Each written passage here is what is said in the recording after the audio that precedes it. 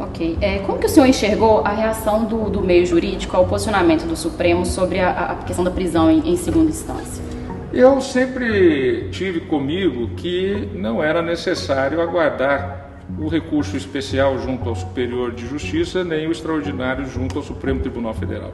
Aliás, há 2 anos atrás eu levei esse tema ao plenário do Supremo Tribunal Federal, num caso relativo a Luiz Estevam, que foi condenado e estava já com mais de 26 recursos só no âmbito do Superior Tribunal de Justiça. Quando eu recebi o processo em meu gabinete, ele estava naquele dia, era o último dia para decidir, porque no dia seguinte já haveria a prescrição. Ou seja, se eu não tivesse tomado uma atitude drástica de entender aqueles recursos protelatórios, o que foi confirmado pelo colegiado, ele estaria solto, porque teria prescrito através deste artifício de inúmeros e inúmeros recursos. Então eu penso que essa decisão do Supremo Tribunal Federal foi correta, porque havendo já os juízos ordinários que julgam o fato, os tribunais superiores julgam a legalidade. Ele não julga se o fato ocorreu ou se o fato não ocorreu, ele julga a legalidade. A não ser naqueles casos em que originariamente o Supremo tem que julgar, que são os casos chamados de autoridades com foro de prerrogativa de função, como os parlamentares e os ministros. Pois bem, mas nos casos normais, o que ocorre?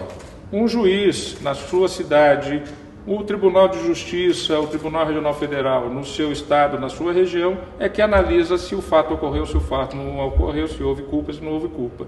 O que os tribunais superiores decidem? Se aquilo ocorreu dentro da legalidade. E 98% dos casos, 99% dos casos, aquilo ocorreu dentro da legalidade. Então, a execução imediata não vai impedir, por exemplo, ainda a análise dos habeas corpus, que nós julgamos sempre no Supremo Tribunal Federal, depois de já passar pela instância do Superior de Justiça, depois de já passar por um tribunal local e de um juiz de primeira instância. Então nós temos hoje enormes mecanismos de proteção ao acusado, garantindo a ampla defesa.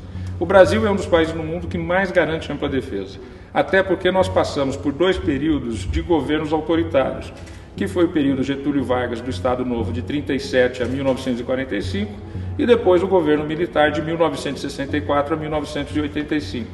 Com isso, a Constituição de 88 criou mecanismos enormes de proteção à defesa do cidadão.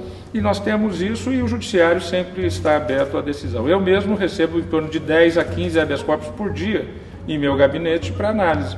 Se identifica-se ali uma ilegalidade, nós decretamos essa ilegalidade. Mas a verdade é que 90% dos casos, e muito mais do que isso, são casos que ocorrem dentro da normalidade.